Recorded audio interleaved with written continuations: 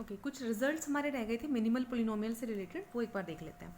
तो result first क्या कह रहा है कि जब आप मिनिमल पोलिनोमियल की बात कर रहे हो टी के लिए ना, ऑपरेटर के लिए अगर आप बात कर रहे हो ना, इसका मतलब क्या है कि मिनिमल पोलिनोमियल किसके लिए आप बात कर रहे हो, मैट्रिक्स ए के लिए। और वो मैट्रिक्स ए किसके लिए होगी, टी की। मतलब ये जो लीनियर ट्रांसफॉर्मेशन थी इसके लिए कोई मैट्रिक्स तो आती है, तो जो मैट्रिक्स के लिए मिनिमल पोलिनोमियल होगी वही मिनिमल पोलिनोमियल किसके लिए होगी, टी के लिए। ठीक है। दूसरा रिजल्ट, मतलब जब भी आपको कहूँ कि मिनिमल जो एम एक्स है वो टी को एनिलेट कर रहा है, इसका मतलब वो मिनिमल पोलिनोमियल किसको एनिलेट करेगी, ए को एनिलेट करेगी। तो आप ए वहाँ पर ले सकते हैं। क्वेश्चंस में मेनली हम ए ही लेके चलेंगे। सेकंड रिजल्ट है आपका कैले हैमिल्टन थ्योरम। क्या है, कैले हैमिल्टन थ्योरम। तो भाई कैले हैमिल्टन थ्योरम क्या होती है, अभी तो इसका प्रूफ नहीं है, जब एमएससी में आप जाएंगे तो प्रूफ वहाँ पे करेंगे इसका ऑपरेटर्स के लिए। अभी के लिए सिर्फ मैट्रिक्स वाला ही हम ध्यान रखेंगे कि एवरी स्क्वायर मैट्रिक्स क्या करती है, सेटिस्फाई करती है। किसको सेटिस्फाई करती है, इट्स कैरेक्टरिस्टिक्स इक्वेशन, अपनी कैरेक्टरिस्टिक्स इक्वेशन को सेटिस्फाई करती है। ओके। नेक्स्ट आपके पास एक थ्योरम दी हुई है कि प्रूव दैट मिनिमल पोलिनोमियल, ठीक है, एम टी क्या है, मिनिमल पोलिनोमियल है किसी ऑपरेटर टी के लिए, वो डिवाइड करती है every polynomial which has T as zero. Means अगर टी हैज़ जीरो, इसका मतलब क्या है कि टी इसका एक रूट है।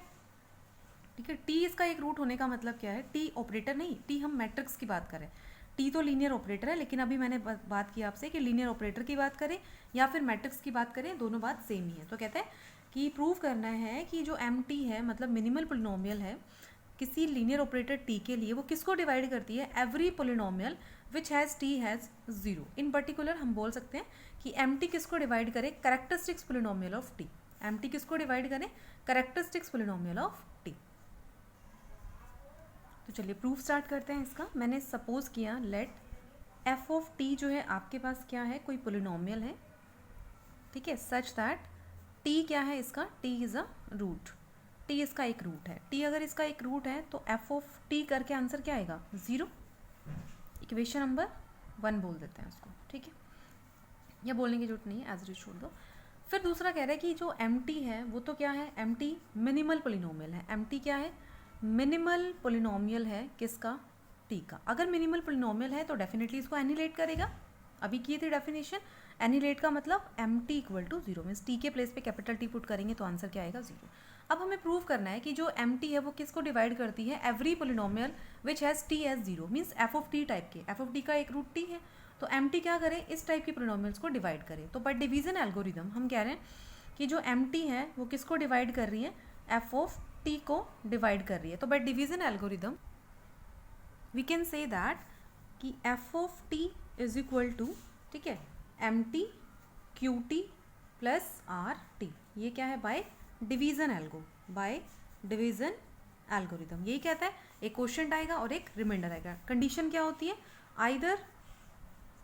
इधर r T equal to zero और degree of R T is less than degree of m t, यही होता है, पढ़ा था डिवीजन एल्गोरिदम। नाउ अब हम कह रहे हैं, now put T is equal to capital T in star equation, in star. हम लोग क्या करें, स्टार में ये पुट कर देते हैं।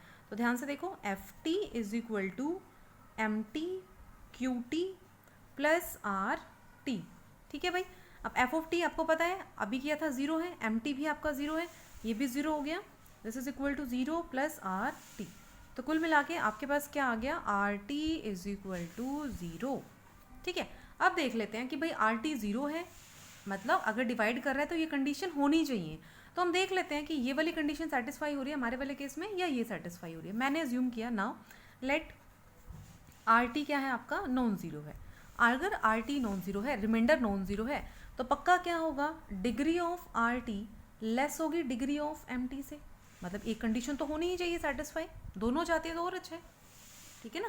तो डिग्री आइदर जो है R T equal to zero, हम कह रहे हैं आर टी तो जीरो नहीं है मान लेते हैं, लेकिन इसकी जो डिग्री है वो तो कम होगी, ठीक है। आप कह रहे हो degree of are T M T से छोटा है, लेकिन फिर भी also R T equal to zero, means R T एक ऐसी पोलिनोमियल है जिसकी डिग्री इस मिनिमल पोलिनोमियल से कम है और फिर भी टी उसको सेटिस्फाई कर रहा है, मीन्स फिर भी वो क्या कर रही है, उसको एनिलेट कर रही है। तो ये तो कॉन्ट्राडिक्शन ही आ गई, देयर इज अ कॉन्ट्राडिक्शन।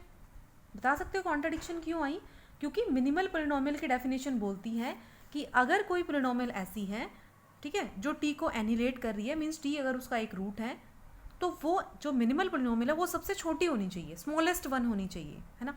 लेकिन आप तो क्या कह रहे हो कि इससे छोटी एक पोलिनोमियल आपको आर टी मिल गई है, such that R T equal to 0। तो ये तो कॉन्ट्राडिक्शन आ गई, क्योंकि सबसे छोटी तो यही होनी चाहिए, बट उससे भी छोटी आपके पास आर टी आ गई है, such that R T equal to 0। तो कॉन्ट्राडिक्शन क्यों आई? क्योंकि आपने आर टी को नॉन जीरो ले लिया था, and hence we can say that R T आपके पास क्या आएगा? 0 आएगा। जैसे ही आर टी 0 आया, दैट मीन्स आप क्या लिख सकते हो? F of T is equal to M T into Q T. मतलब जो एम टी है, मिनिमल पोलिनोमियल है, वो पूरा पूरा किसको डिवाइड करती है? एफ ऑफ टी को डिवाइड करती है, तभी तो ये छोटी है, ठीक है ना। तो ये एम टी जो है वो क्या करती है? एफ ऑफ टी को डिवाइड करती है। यहाँ से बोल देते हैं M T divides F of T, fully इसको डिवाइड करती है, कोई रिमाइंडर इसमें नहीं बचता है। क्लियर हो गई चीज़? इसका मतलब जो मिनिमल पोलिनोमियल है वो किसको डिवाइड करेगी? ऐसी हर पोलिनोमियल को डिवाइड करेगी जिसका टी क्या है? एक रूट है। क्लियर हो गई चीज़? दूसरे शब्दों में हम ये भी बोल सकते हैं कि मिनिमल पोलिनोमियल जो है वो क्या करती है? हर कैरेक्टरिस्टिक्स पोलिनोमियल को डिवाइड करती है, क्योंकि एफ ऑफ टी जो है आपके पास, अगर ये कैरेक्टरिस्टिक्स पोलिनोमियल है, अगर ये टी के लिए कैरेक्टरिस्टिक पोलिनोमियल का काम करती है, तो एम टी किसको डिवाइड करेगी? कैरेक्टरिस्टिक्स पोलिनोमियल को डिवाइड करेगी। क्लियर हो गई? ठीक है, नेक्स्ट थ्योरम हम नेक्स्ट क्लास में डिस्कस करेंगे।